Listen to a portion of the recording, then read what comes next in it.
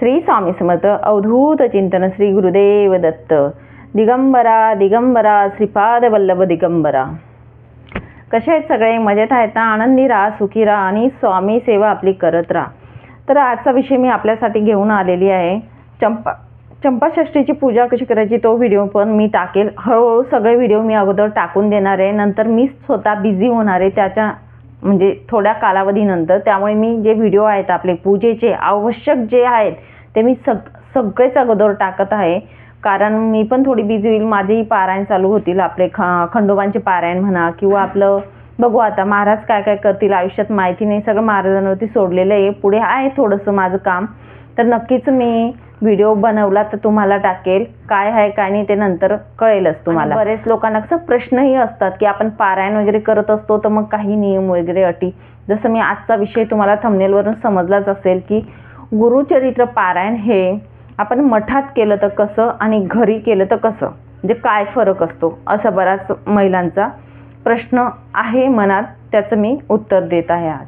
आणि व्हिडिओ थोडा मोठा झाला तरी चालेल, पण व्यवस्थित मला सांगायचा माझा एक प्रयत्न राहील आणि सगळ्यांना समजेल हे माझं उद्देश आहे, की व्यवस्थित मनातले जे संशय असतील ना ते निघून जातील, सगळ्यांना माहिती मिळेल। तर मग आजचा विषय मी चालू करते। तर सगळ्यात आधी मी तुम्हाला सांगेल, जर तुम्ही मठात पारायण करत असणार तर आपल्याला, कारण मी मठातही केलेलं आहे आणि घरीही केलेलं आहे, त्यामुळे मी तुम्हाला सांगेल की मठात जर आपण मी मागच्या वेळेस केलं तर तेव्हा मी तुम्हाला सांगतील आपल्याला एक लागेल चौरंग, एक कापड लागेल, ठीक आहे। मठात काय न्यायचं ते सांगेल तुम्हाला साहित्य। एक चौरंग लागेल, एक लाल कापड वस्त्र जे असतं कापड देवाचा तो कोरा कापड लागेल, नंतर आपल्याला ग्रंथ लागेल, जपमाळ लागेल आपली, 2 विड्याची पानं सुपारी आपल्याला न्यायचं आहे, एक नारळ आपल्याला न्यायचा आहे, या गोष्टी न्यायच्या आहेत। आसन आपलं स्वतःचं न्यायचं आहे तिथे, एवढ्या गोष्टी आपल्याला लागत असतात तिथे गेल्यानंतर, ठीक आहे। आपण जर मठात किंवा केंद्रात करत असणार, आपण नेत असताना ग्रंथ नेत असताना कधीच चप्पल पायात घालू नका ज्या दिवशी आपण ग्रंथ तिथे मांडायला जात असतो। कारण केंद्रामध्ये कसं आहे बघा, आता 20 तारखेला आपलं पारायणचा सप्ताह चालू होणार आहे बरोबर, तर 19 तारखेलाच तिथे पाठ मांडून ठेवतात। आमच्या केंद्रामध्ये इथे बदलापूरच्या केंद्रामध्ये मी जे आहे ते सांगत आहे, तुमच्या इथे तुम्ही व्यवस्थित तुम्हाला जर करायचं असेल तर आधी नाव देऊन यायचं। आमच्या इथे नाव देऊन यायचं आधी, तसंच केलं होतं मी पण।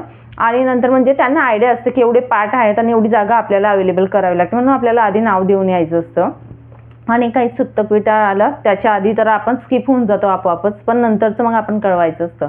पण मग आपण नाव देऊन यायचं आणि 19 तारखेला बायचान्स 19 तारखेला संध्याकाळी आपल्याला जायचं, पाठ मांडून यायचं असतं तिथे, म्हणजे आपल्याला त्यांना समजून जातं की एवढे लोक येणार आहेत बाबा, म्हणून आपण पहिल्या दिवशी आपल्याला पाठ मांडणी करून यायची असते। तर आपला पाठ तिथे सामूहिक म्हणजे एक व्यक्ती कोणीतरी वाचत असतं, त्याच्यासोबत आपण वाचायचं असतं, ठीक आहे। आपण असं नाही की बोट फिरवायचं नुसतं, असं नाही करायचं, आपल्याला पद्धत नसते, त्यांचा स्पीड जास्त असतो, पण जेवढं आपल्याला वाचता येत असतं तेवढ्या बरोबर त्यांच्या मराठीत आहे, प्राकृतमध्ये एवढं काही अवघड नाही आहे गुरुचरित्र, पण आपण एक वेळ वाचायला लागलं ना बरोबर वाचतं, तर त्यांच्या बरोबरीने आपण पण वाचायचं थोड्या आवाजात, हे मी तुम्हाला सांगेल। तर या प्रकारे आपण करू शकतो। आता तिथे जेव्हा मठात किंवा केंद्रात करतात ती पद्धत मी तुम्हाला अगोदर सांगते, नंतर घरातली सांगेल। तर आम्ही जसं जातो मठामध्ये केंद्रामध्ये सकाळी लवकर बोलवतात, 8ला आरती असते बरोबर, भूपाळी आपली। तर आपलं गुरुमाऊलींच्या आदेशानुसार जे मठामध्ये पारायण करण्यात येतं ते 8च्या आरतीनंतर स्टार्ट म्हणजे वाचनला सुरुवात होत असते बरोबर। तर आम्हाला 7ला बोलवलं जातं अगोदर। 7ला बोलवलं म्हणजे कसं असं सांगू का तुम्हाला, साफसफाई वगैरे म्हणजे होऊन जाते, राहिली तर आपण पण करू लागायची, त्याच्यासारखं पुण्य कुठेच नाही। झाडू वगैरे मारायचं, सगळं साफसफाई करू लागायचं, सगळं मिळून तिथे काम करायचं। नंतर आपली प्रदक्षिणा होत असते, आपला असतो ना औदुंबर वृक्षाला प्रदक्षिणा होत असते। प्रदक्षिणा झाल्यानंतर सगळे मिळून एकत्रच प्रदक्षिणा करतात। प्रदक्षिणा केल्यानंतर महाराजांना त्रिवार मुजरा करायचा असतो, मध्ये जायचं मठात मुजरा करायचा, त्याच्यानंतर आपल्या जागी येऊन बसायचं आणि बसल्यानंतर आपली जी आरती असते रोजची भूपाळी आरती होत असते। भूपाळी आरतीच्या जेवढ्या आरती होतात त्या होतात, त्याच्यानंतर आपलं वाचन सुरू होतं।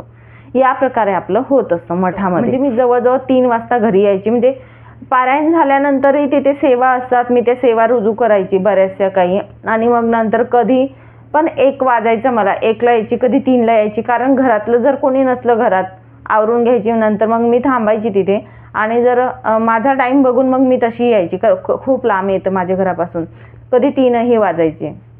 आल्यानंतर मी तुम्हाला सांगते, घरी आपल्याला आरती घ्यायची गरज नाही. घरी आपल्याला आरती घ्यायची गरज नाही. आपण जेव्हा 7ला घरातून निघत असतो तेव्हा मात्र आपल्याला देवपूजा करायची आहे. स्वामी महाराज आपल्या घरातही असतात, त्यामुळे आपण घरात देवपूजा करायची 7च्या अगोदर. आपलं काय घरातला आवरा, कारण आपल्याला करायचं आहे तर आपल्या घरातला आवरावंच लागेल आपल्याला. माझंही मी करत होते. आपलं नाही, माझं असं नाही की मी तू पारायण करते मग आम्हाला खायला नको देऊ प्यायला असं कोणी म्हणत नाही. संसार प्रत्येकाचा असतो, प्रत्येकाला आपलं आवरून आणि आपली देवपूजा करून, घरातल्या देवपूजा करून स्वामी महाराजांची मूर्ती स्वच्छ पाण्याने धुवून घ्या. श्री स्वामी समर्थ महाराजांचा जो मंत्र आहे, श्री स्वामी समर्थ, या मंत्राने तुम्ही आंघोळ केली तरीही चालेल. महाराजांना तुपाचा दिवा लावा, तेलाचा दिवा लावा, नंतर आपण महाराजांना मुजरा करून निघायचं असतं घरातून. आणि घरी आरती नाही केली तरी चालेल. सकाळी संध्याकाळी तुम्ही आरती करायची आहे. घरी तुमचा ग्रंथ हा केंद्रात असतो, मग केंद्रामध्ये आपण जी सकाळी आरती करतो आणि संध्याकाळी आरती होत असते बरोबर. केंद्रात तिघी वेळच्या आरत्या केंद्रामध्ये होत असतात. आपण नाही पण राहिलो तर आपण घरी करायची आहे आरती संध्याकाळी, चालेल. असं नाही की आपला ग्रंथ तिथे मग आपण घरी करायची का. म्हणजे एका ताईचा प्रश्न होता की ताई मग मी केंद्रात करणार आहे तर मग मी काय करू, असं त्यांना वाटलं. तर ही पद्धत असते, जर केंद्रात तुमचा ग्रंथ असतो ना तिथे आरत्या होत असतात तिघी वेळी. भूपाळी पण होते, दुपारी पण होते, संध्याकाळी होते. तिथे आपल्याला आरती घ्यायची गरज नाही. आपण सकाळच्या आरतीला हजरच असतो. दुपारची आरती जी असते तिला पण असतो, 10:30ची जी असते, कारण जो कालावधी असतो सकाळची भूपाळी आणि 10:30च्या आरतीच्या मध्ये वाचन संपून जातं पूर्ण आपलं गुरुचरित्र ग्रंथाचं. मग दोघी आरत्या आपण करतो. संध्याकाळची आपण आपल्या घरी घेतली तरीही चालेल. आता घरी ग्रहण काय करायचं, बऱ्याच महिलांचा प्रश्न आहे. तिथे कांदा असतो, जे आपण ग्रहण करत असतो मठामध्ये तिथे कांदा असतो उपम्यामध्ये, किंवा पोहे बनतात, कुठलाही नाश्ता असू द्या तर तिथे असू द्या, तो सप्ताह आहे तिथे चालेल. पण मी तुम्हाला सांगेल, प्रामाणिक मत सांगेल, मी घरी आल्यानंतर कांदा लसूण खाल्ला नव्हता. म्हणजे जरी माझं पारायण केंद्रात होतं तरी मी घरी जे जेवण करत होती त्याच्यात मी कांदा लसूण वर्ज्य केलेला होता. साधं आणि सात्विक जेवण घेत होते. हे मी माझं जे खरं आहे ते सांगेल तुम्हाला. बरेच महिला काय करतात, म्हणजे तिथे कांदा लसूण चाललं, म्हणजे सांगितलं एका व्यक्तीने मला, म्हणून मी तुम्हाला सांगत आहे. तर घरी येऊन कांदा लसूणचं जेवण खात होत्या. त्यांचं काय म्हणणं की केंद्रात आपण जर पारायण करतो तर घरी कांदा लसूण खायला चालतं, पण मला ते योग्य नाही वाटलं. तिथे तो प्रसाद म्हणून भक्षण करत असतो आपण, पण मी मात्र घरी बिना कांदा लसूणचं जेवण केलं होतं. संध्याकाळी जेव्हा मी जेवण करायची घरी, चपाती आणि भाजी, फळभाजी, पालेभाजी आपल्याला खायची असते. तुम्हाला जसं मी सांगितले नियम अटी ज्या आहेत आपला व्हिडिओ त्याच्यात, तर या प्रकारे आपल्याला करायचं. म्हणजे मी केलं होतं ते तुम्हाला सांगते, मी अशा प्रकारे केलं होतं. तर घरी आपण कुठे 7 दिवस निघतात तुम्हाला कळणारही नाही. तर या पद्धतीने करायचं. घरी आरती संध्याकाळी करायची आपण महाराजांची.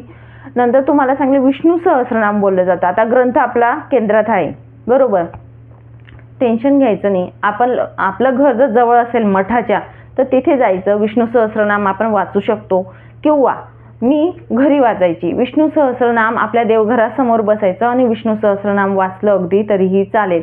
हे मी मावशींना विचारून, केंद्रातल्या मावशींना विचारूनच असं पारायण केलं होतं. आणि दत्त महाराजांनी खरंच मला दृष्टांत दिले होते आणि खरंच भेटायला आले होते, हे मी तुम्हाला सांगेल. स्वप्नातही असू द्या, खरंच आले होते भेटायला.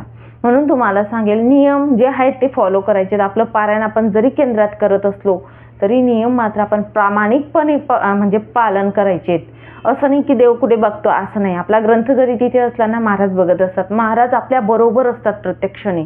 मी मॅट असायची, मॅटवरच झोपायची. जरी माझा ग्रंथ तिथे होता तर सगळ्या गोष्टी मी फॉलो केल्या आहेत. देवघर जिथे होतं तिथेच म्हणजे रात्रीला झोपायची, या गोष्टी फॉलो केल्या होत्या. आता घरी आहेत त्यांचे नियम मी सगळे सांगितलेले आहेत, त्याबद्दल इश्यूज नाही. की म्हणजे घरी पारायण केलं ताई मग काय करायचं, घरी पारायण केलं तर सगळे नियम तुम्हाला पाळावे लागतील. आरती ही दोघी वेळ घ्यावी लागेल ग्रंथाची, त्यात शंकाच नाही आहे. तुम्हाला सांगेल, सकाळी संध्याकाळी आरती घ्यावी लागेल, दोघी वेळ नैवेद्य द्यावं लागेल. हां, नैवेद्याचं राहिलं, जर तुम्ही केंद्रात पारायण करत असलात तर मग ताई नैवेद्य कसा द्यायचा पोथीला, नैवेद्याचं टेन्शन घ्यायचं नाही. सकाळी आपण देवपूजा करतो तेव्हा खडीसाखर ठेवायची. आपल्या पोथीला नैवेद्य केंद्रामध्ये मिळून जातो, तिथे सगळं करून घेतात. आपण जर घरी पारायण केलं तर आपल्याला दोघी वेळचा नैवेद्य द्यावा लागतो.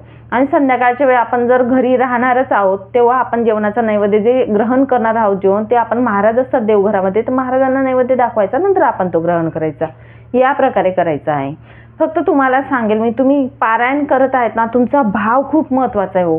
बाकी काही तुम्ही नियम अटी जे सांगितले ना तेवढे फॉलो करा आणि तुमचा भाव जो आहे ना तुम्ही मनापासून करा. समजायचं की कोणी बघत नाही, आपल्याला कोणाचं घेणं देणं नसतं. जगाचं जग उलटंही आहे सुलटंही आहे. जगाचं घेणं नाही, आपल्याला परमात्माचं आहे.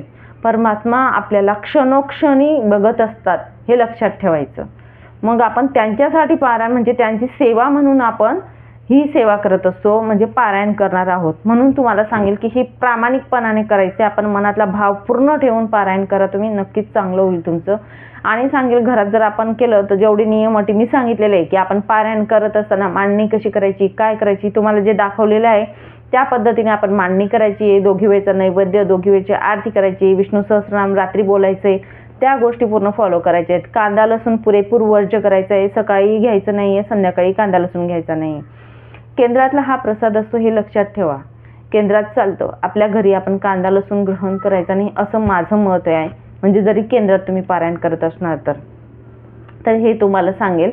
तर माझं तेच सांगायचं होतं की बऱ्याच महिलांना प्रश्न असतो, अजून काही तुम्हाला प्रश्न असतील किंवा अडचणी असतील की ताई केंद्रात केलं मग असं, मग नैवेद्य समाप्तीचा पण नैवेद्य तुमचा केंद्रात दिला जातो, तुम्हाला नैवेद्य दाखवायची गरज नाही. हां, तुम्हाला वाटतंय की मला करायचंय बाबा, की घरी मला जे आपली सांगता बोलतो ना आपण ते करायचंय, तुम्ही केंद्रातून आपल्याला पोथी देतील, तिथे नैवेद्य दाखवण्यात येईल, काही प्रश्न नाही. तुम्ही घरी आल्यानंतर पोथी घरी घेऊन या.